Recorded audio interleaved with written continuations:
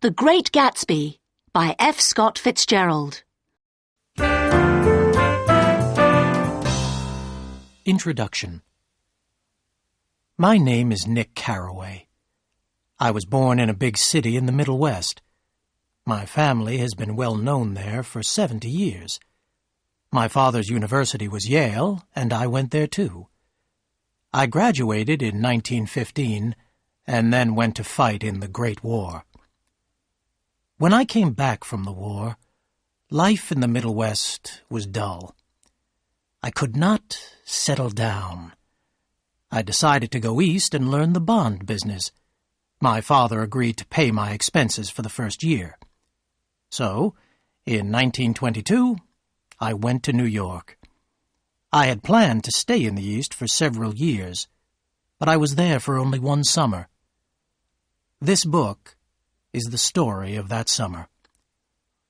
I arrived in New York in spring. The weather was already warm, and the city was hot and uncomfortable. I looked around for somewhere cheap to live. I found a little house about 20 miles from New York, near the village of West Egg. My house was on Long Island, near the sea. It stood between two enormous houses that had been built for millionaires. The house on the right of my house had a swimming pool and was surrounded by beautiful lawns and gardens. It was Gatsby's house, and this is Gatsby's story. But of course, I didn't know Gatsby then. 1. Tom and Daisy. That spring the sun shone every day. I was lonely at first in the East, but I felt that this was the real beginning of my life. I walked in the fresh air. I bought books. I worked hard. I was trying to make myself a successful businessman. One evening the phone rang. It was my cousin, Daisy. "Hello, Nick," she said in her soft voice. "Do you know we are neighbors? Tom and I are living across the bay in East Egg. I think we've settled down at last. Do come to dinner, Nick. I'd love to see you." Of course I agreed. I wanted to see my cousin Daisy again.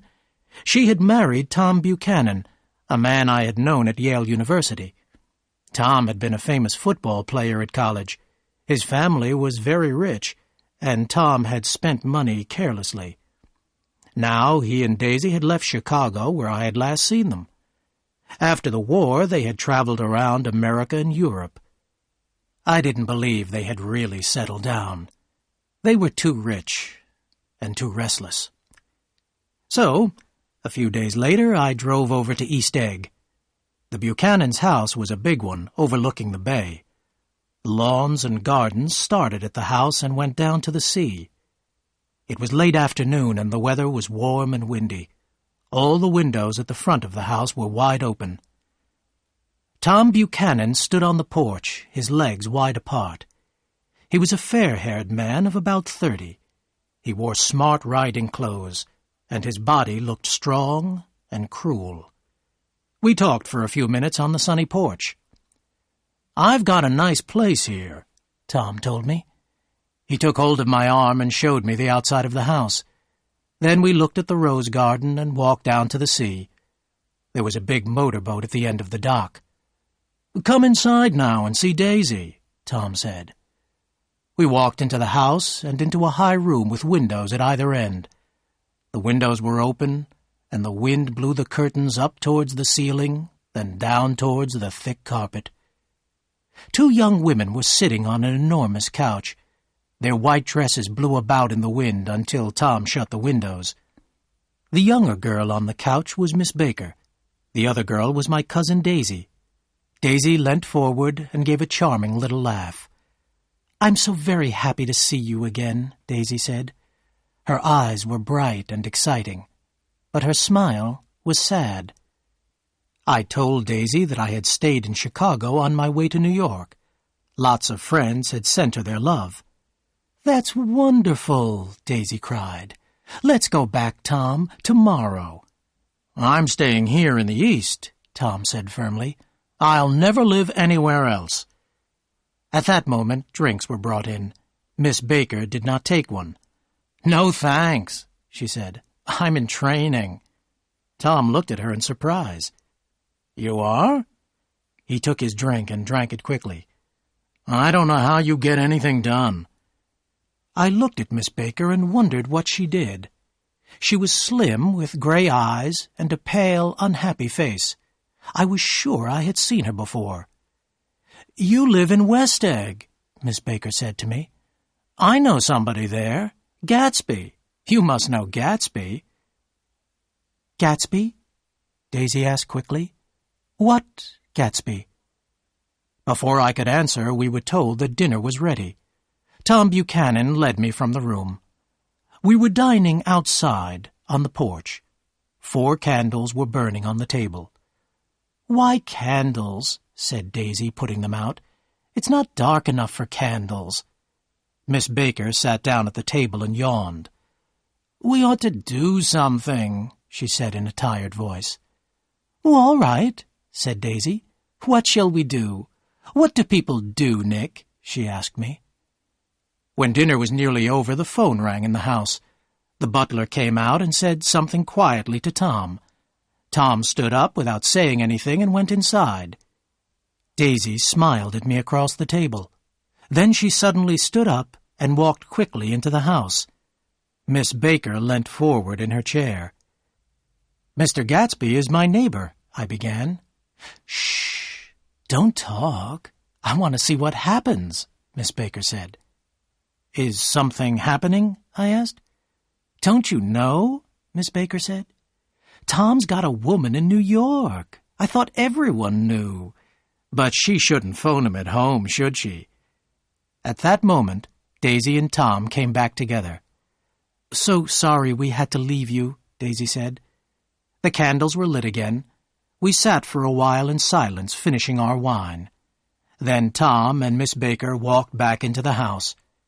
Daisy put her elbows on the table and rested her head in her hands. "We don't know each other very well, Nick," she said softly. "You didn't come to my wedding." "I wasn't back from the war." "Well, that's true. Well, Nick, I've had a very bad time. I don't really care about anything anymore. Shall I tell you what I said when my daughter was born?" "Do." "Well, when I knew I had a girl, I cried. Then I was glad. I hope she'll be a fool. That's the best thing for a girl to be, a beautiful little fool. I think life's terrible, Nick. I've been everywhere and done everything, and I hate it all." When Daisy was speaking, I believed her. I felt sorry for her, too. Then I saw an unpleasant little smile on her lovely face, and I knew she had not been telling the truth. Inside the house, Tom and Miss Baker were sitting on the long couch. She was reading aloud from a magazine, and the light shone on her golden hair. As Daisy and I came in, Miss Baker threw down the magazine and stood up. "It's 10 o'clock, she said. "Time for me to be in bed." "Jordan's playing in the big golf match tomorrow," Daisy explained. "Oh, you're Jordan Baker," I said. I had seen her picture in the newspapers. I had heard a story about her, too, how she had behaved badly in a golf match. "Good night, Mr. Carroway," Jordan said softly. "I'll see you again sometime." "Of course you will," said Daisy. "I think I'll arrange your marriage. I'll always invite you together and—" "Good night," Miss Baker called from the stairs. "I haven't heard a word." "She's a nice girl," said Tom after a moment, "but she shouldn't travel round the country alone." "But Nick's going to look after her now, aren't you, Nick?" said Daisy. "Jordan's from my hometown, Nick. We grew up together." Tom looked hard at Daisy. "Have you been telling Nick secrets?" he asked. "Have I?" said Daisy, smiling at me. "What did we talk about, Nick? I can't remember." "Don't believe everything she tells you, Nick," Tom said. A few minutes later I went home. Tom and Daisy came to the door and stood there together. 2 rich people with everything they wanted. But Daisy had told me she was unhappy, and Tom had a woman in New York. When I got back to West Egg, I sat for a while outside my house. In the bright moonlight, a cat moved silently across the garden. As I turned my head to watch it, I saw that I was not alone. 50 feet away, someone was standing on the lawn of Gastby's house. The man stood very still, his hands in his pockets. I was sure it was Mr. Gastby himself. I almost called out to him, but he seemed happy to be alone. He slowly stretched out his arms to the dark water. I looked out to sea, too. There was one green light, very small and far away. When I looked back to Gastby again, he had gone. I was alone now, in the dark night.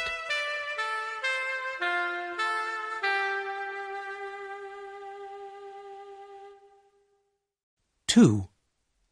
Myrtle Wilson.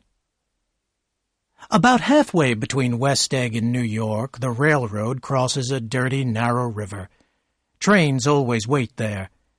It was because of this that I met Tom Buchanan's mistress for the first time. One Sunday afternoon, Tom and I were going up to New York by train. I could see that Tom had been drinking. When we got to the river, the train stopped as usual. A dusty road ran by the side of the railroad. It was an ugly place. Suddenly, Tom stood up and took my arm. "Come on," he said. "I want you to meet my girl. Jump down." And he pulled me off the train onto the dusty road. I followed Tom to the only building in sight. There were 3 shops in the building, and one was a garage.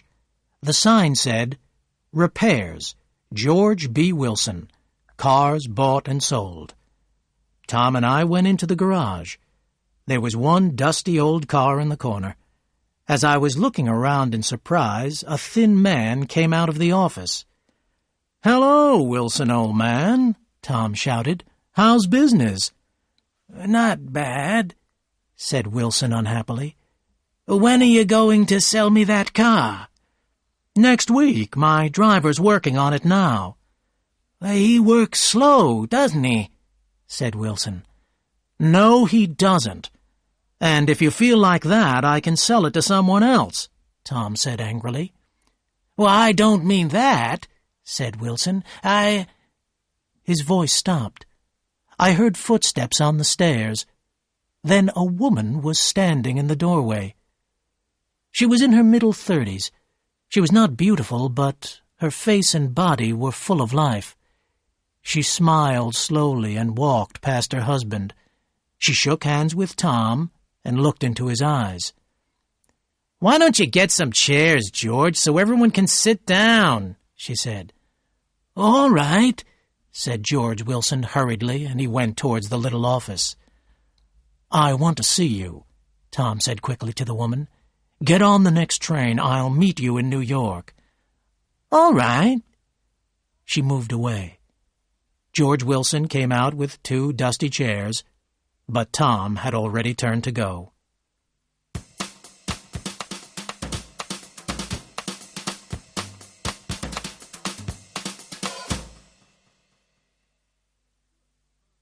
"It's good for Myrtle to get away," Tom said as we were waiting for the next train.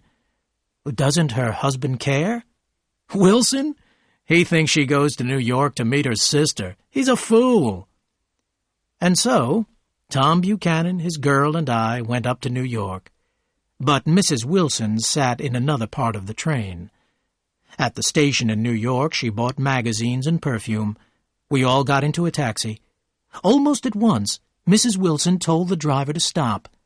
An old man was standing by the roadside with a basket of puppies. "I want one of those dogs," Mrs. Wilson said. "It'll be nice to have one in the apartment." "What kind are they?" she asked the man. "I want a police dog."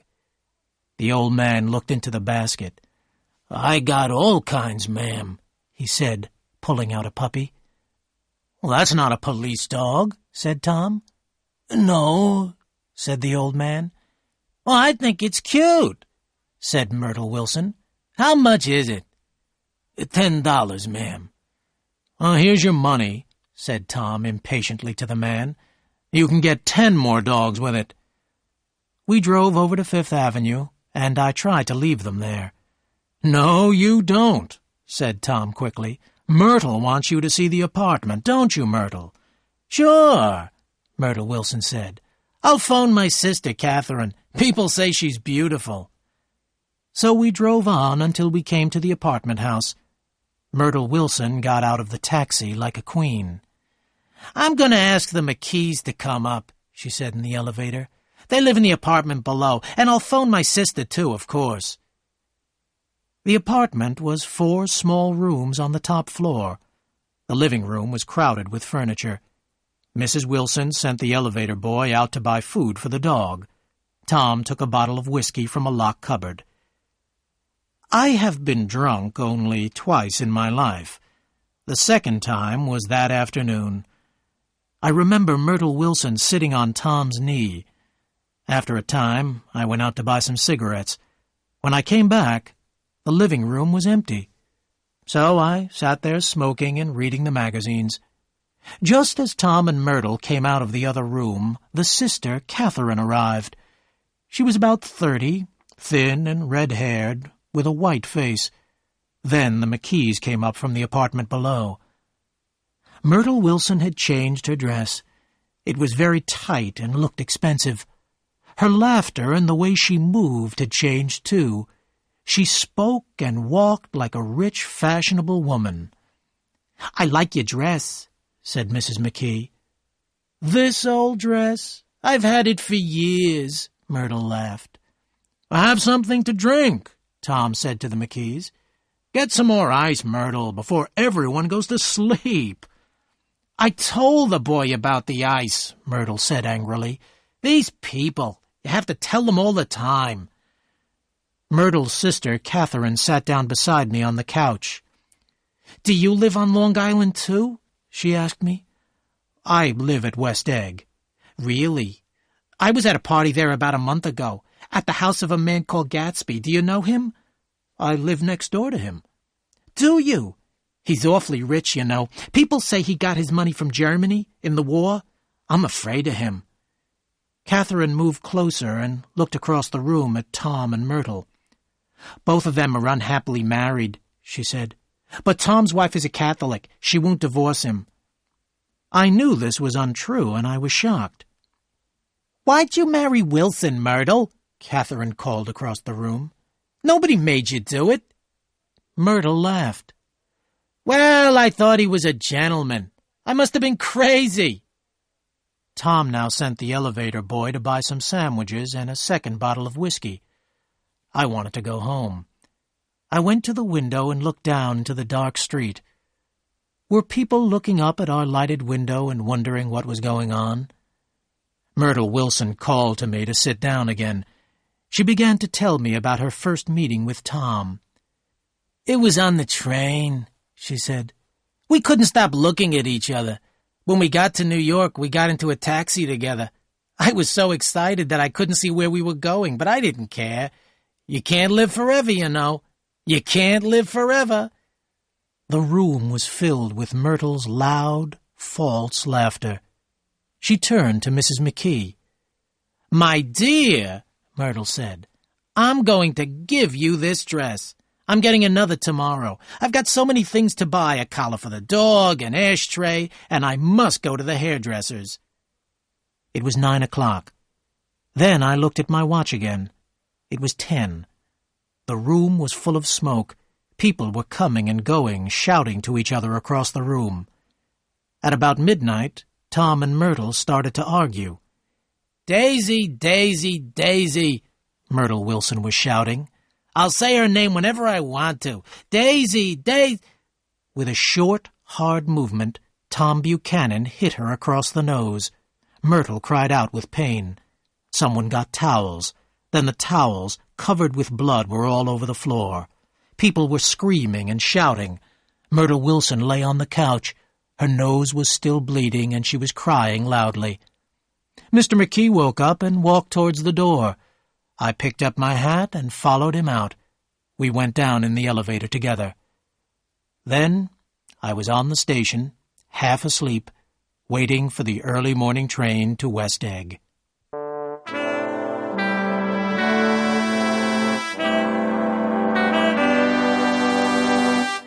Three. I meet Gatsby. My neighbor, Mr. Gatsby, gave parties all through the summer. Nearly every night his house and gardens were full of music. Men and women walked among the beautiful flowers, laughing, talking, and drinking champagne. In the afternoons, Gatsby's guests swam in the sea or sat on his beach. His motorboat roared across the bay. Every weekend, Gatsby's cars carried his guests to and from the city. Colored lights hung from the trees in Gatsby's gardens. Food was brought from New York, rich, beautiful food, and it was put on long tables under the trees. There was every kind of drink. At 7 o'clock, the band started to play. Cars from New York were parked outside Gatsby's house. Soon, everyone was a little drunk and talking to people they had never met before. As it became dark, the lights grew brighter. The music and laughter were louder now. More and more people arrived. A girl began to sing with the band. The party had started.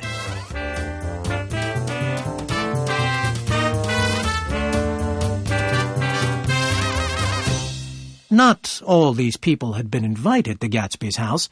All kinds of people drove out to Long Island and stopped outside Gatsby's door. Then they joined the party and started to have a good time. Sometimes they were introduced to Gatsby. Sometimes they never saw him. One day, I was invited to one of Gatsby's parties. As soon as I arrived, I began to look for Gatsby to thank him for his invitation. But no one knew where he was. As I went to get a drink, I saw Jordan Baker. I walked towards her, glad to see someone I knew. "I thought you might be here," Jordan said. We took our drinks and sat down at a small table under a tree. Jordan began to talk to a girl in a yellow dress. "Do you come to these parties often?" Jordan asked her. "Why, I come here when I can," the girl said. "No one cares what I do, so I always have a good time. Last time I was here, I tore my dress. Do you know, Gatsby sent me a new one? It cost him $265. "There's something strange about a man like that," another girl said. "He doesn't want any trouble from anybody." She leant across the table and said, "Somebody told me that Gatsby killed a man." "Oh, I heard he was a German spy," a man added. "Oh, no. He was in the American army in the war, but I'm sure he's killed a man," someone else said, and the girls laughed excitedly. Supper was now being served. Jordan and I left our table and went to look for Gatsby. The bar in the garden was crowded, but Gatsby wasn't there. We walked into the house, opened a door, and found ourselves in a library. A fat, middle-aged man was leaning against the table. He stared at us through his round glasses. "What do you think?" he asked. "All these books, they're real." "Are they?" "Sure. I thought they were made of cardboard. Here, look. Gatsby is smart. He does everything right." And the man held up a book in front of our faces. "How did you get here?" the fat man asked.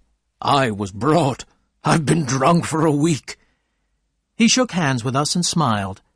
Jordan and I left him and went back into the garden. People were dancing now. The voices and the laughter were very loud. The moon was high in the sky. Champagne was being served in big glasses. Jordan and I sat down at a table with a well-dressed man of my own age. I was enjoying myself now. The music stopped for a moment. The man at our table looked at me and smiled. "I think I know your face," the man said. "Weren't you in France during the war?" "Well, yes, I was." "Me too," he said. We talked about the war for a few minutes. Then the man told me that he had a new motorboat. "Want to go out with me in the morning, old sport?" he asked. "Sure, what time?" "Oh, let's say 9 o'clock. I looked around the garden and smiled. "This is an unusual party. I told the man. "I haven't seen my host yet. Gatsby sent me an invitation this morning. I ought to thank him." The man stared at me in surprise. "Well, I'm Gatsby," he said. "I thought you knew, old sport. I'm not a very good host, am I?" Gatsby smiled. He had a pleasant smile. His smile made me feel important. I looked at Gatsby with interest. He was a tough-looking young man, but he had beautiful clothes and beautiful manners. At that moment the butler hurried up to our table. Gatsby stood up and bowed to each of us. "Chicago's on the phone. You must excuse me," he said politely. "Please ask for anything you want, old sport. I will see you again later." When Gatsby had gone into the house, I said, "Who is he, Jordan? Does anyone know?" "He's a man called Gatsby, that's all I know." "But where is he from? What does he do?" "Now you've got interested in him," Jordan smiled. "Everyone does. He told me once he was educated at Oxford, England, but I don't believe it." "Why not?" "I don't know, but who cares? He's got good manners and he gives big parties. I like big parties." There was a crash on the drums and the band leader spoke. "A new jazz tune for Mr. Gatsby," he cried. The band began to play. I looked up and saw Gatsby standing alone on the white steps in front of his house. His face was tanned and his hair was cut short. Gatsby stood there, very straight, his hands in his pockets. I wondered why people seemed a little afraid of him. When the jazz tune ended, every girl kissed the nearest man and fell into his arms, half drunk. But there was no girl in Gatsby's arms. He stood there on the steps alone. The butler came back to our table. "Miss Baker," he said, "Mr. Gatsby would like to speak to you." "To me?"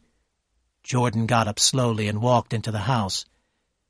It was almost 2 o'clock now. Someone was singing.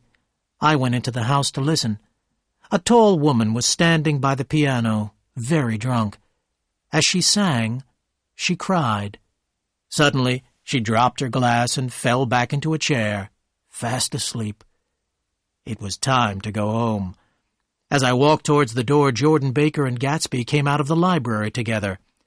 "I've heard the most surprising thing," Jordan told me quietly, "but I can't tell you about it. It's a secret." She yawned. "I must go. My friends are waiting. Do phone me." A few guests were standing near Gatsby. I went up to him to say goodbye. "Don't forget we're going out in the boat, old sport," he said. "At 9 o'clock. Then the butler said, "Philadelphia wants you on the phone, Mr. Gatsby, sir." "All right, wait a minute."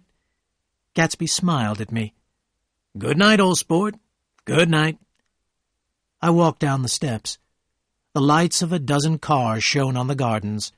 Drunken voices were saying good night. I walked across the lawn in the moonlight. The cars drove away. The gardens were quiet and empty. All alone, Gatsby stood on the white steps, waving goodbye. 4. I have lunch with Gatsby. I worked hard that summer. I met a lot of business people and began to understand my job. I enjoyed living in the East. I liked New York and its crowds of people. I didn't see Jordan Baker for a while. Then, about midsummer, we met again. Was I in love with Jordan? I don't think so, but I enjoyed being with her.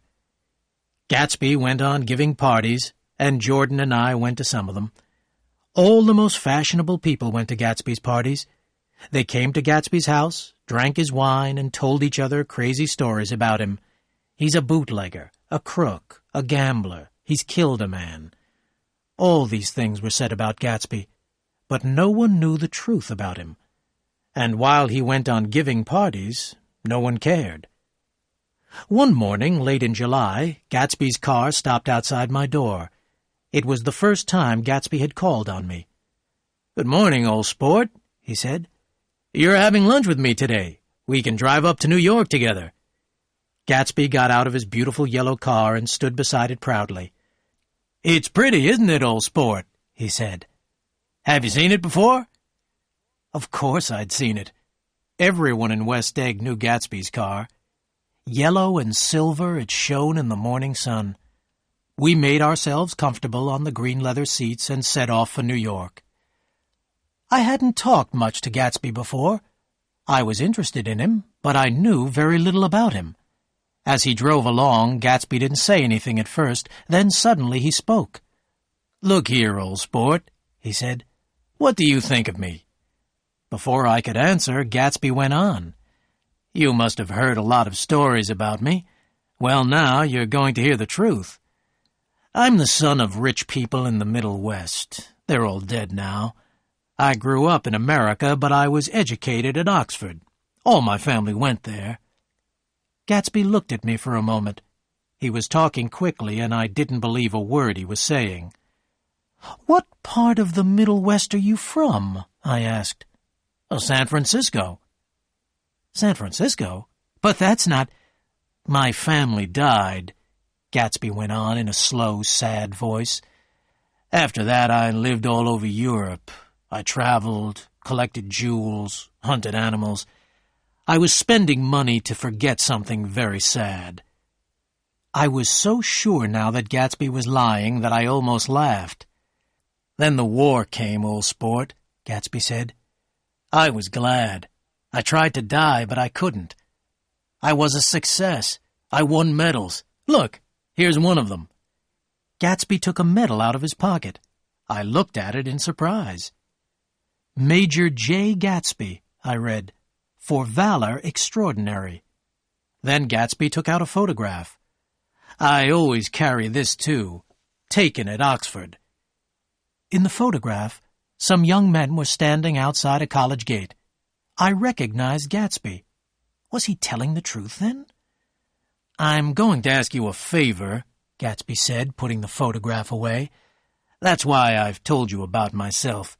You'll hear more this afternoon." "This afternoon?" "Yes, when you have tea with Miss Baker. I've asked her to speak to you, about a certain matter." Gatsby drove faster. As we passed Wilson's garage, I saw Myrtle Wilson selling gas. We raced on towards the bridge. There was New York on the other side of the river. I felt excited, as I always did when I saw the city. Anything can happen in New York, I thought. Anything. I can even believe Gatsby's story. At noon, I left work to go to the restaurant where I was having lunch with Gatsby. He was already there, talking to a small, dark man with a large head. "Mr. Carroway," Gatsby said. "This is my friend, Mr. Meyer Wolfsheim." Gatsby led us to a table and ordered drinks. "This is a nice restaurant," said Mr. Wolfsheim, looking round. "But the place across the street is better." "What place is that?" I asked. "The old Metropole," Mr. Wolfsheim said sadly.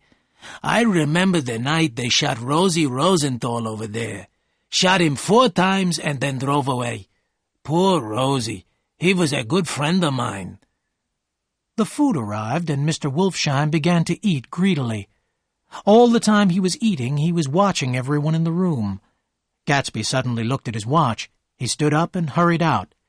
"He has the phone," said Mr. Wolfsheim. "He does a lot of business with Chicago. Gatsby's a fine fellow, isn't he? Good-looking and a perfect gentleman.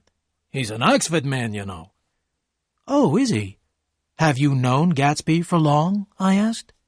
"Several years," Wolfsheim answered. "I met him after the war. He comes from a good family. He's a gentleman to everyone, especially women. He'd never look at another man's wife." When Gatsby came back to our table, Mr. Wolfsheim got to his feet and looked round the room.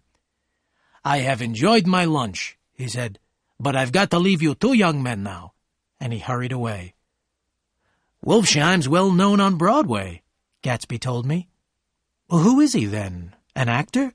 "No, Meyer Wolfsheim's a gambler. He's clever, but he's done a lot of dangerous things. Has he ever been in jail? Oh, they can't prove anything, old sport. He's too smart. It was time to go.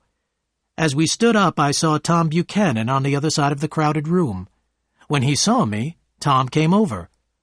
"Where you been?" he asked me angrily. "Daisy wants to know why you haven't phoned." "This is Mr. Gastby, Mr. Buchanan," I said. The two men shook hands without speaking. There was a strange look on Gatsby's face. "Well, how are you?" Tom asked me. "And why are you eating here?" "I've been having lunch with Mr. Gastby." And I turned to speak to Gastby, but he had gone. 5.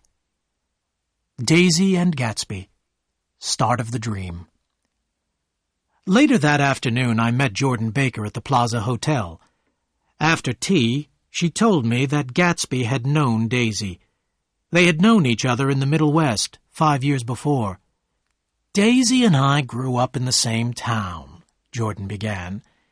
"In 1917, Daisy was 18. She was the most beautiful and the most popular girl in Louisville. Her family was very rich. Daisy always dressed in white, and she had a little white car. She went out with all the young officers. The telephone in her house rang all day long. One day in October, I was walking past Daisy's house. Daisy was sitting in her car with an officer I hadn't seen before. They were so busy talking that they didn't see me. But I remember the way the young officer looked at Daisy. To him, she was the most beautiful thing in the world. About a month later, Daisy's mother found her packing her bag to go to New York. Daisy wanted to say goodbye to an officer who was going overseas. Her family stopped her, of course. "Was the officer Gastby?" I asked. "Of course," said Jordan. Daisy was sad for a time and didn't go out much. By the following autumn, she was gay again. In February, she got engaged to a young man from New Orleans. But in June, she married Tom Buchanan from Chicago. It was the biggest wedding our town had ever seen. "Were you there?" I asked. "I was a bridesmaid," Jordan said. On the day before the wedding, Tom gave Daisy some pearls worth $350,000. That evening, Daisy's family was giving a big dinner. Half an hour before the dinner started, I went up to Daisy's room, Jordan went on. The pearls were on the floor. Daisy was lying on the bed with a bottle of wine in one hand and a letter in the other. She was very drunk. "Never had a drink before," Daisy said, "but how I enjoy it." She picked up the pearls and said, "Here, take them downstairs. Tell them Daisy's changed her mind." Then she began to cry. She cried and cried. I found her mother's maid and we got Daisy into a cold bath. The letter in her hand came to pieces in the water. Half an hour later, Daisy walked downstairs. She looked very beautiful, and the pearls were round her neck. Next day, Daisy married Tom Buchanan, and they went on their honeymoon. I met them again when they came back. I've never seen a girl so in love with her husband. That was in August. A week later, Tom crashed his car.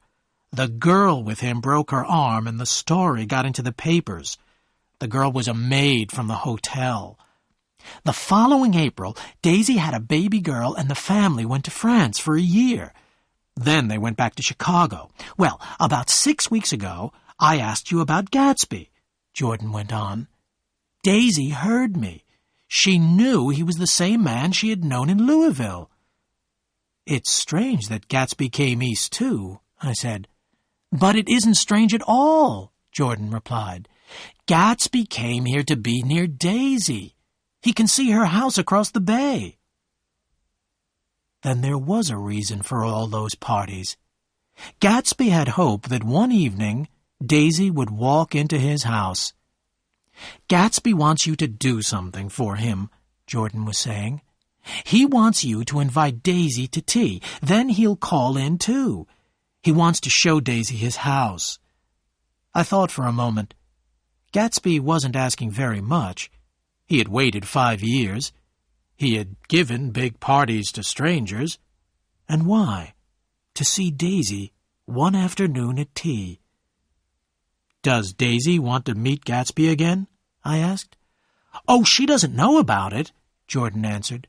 "Gatsby wants it to be a surprise." It was dark outside by now. I asked Jordan out to dinner, and we took a taxi. It was a beautiful night. I had heard enough about Daisy and Gatsby. I put my arm around Jordan, looked into her gray eyes, and kissed her.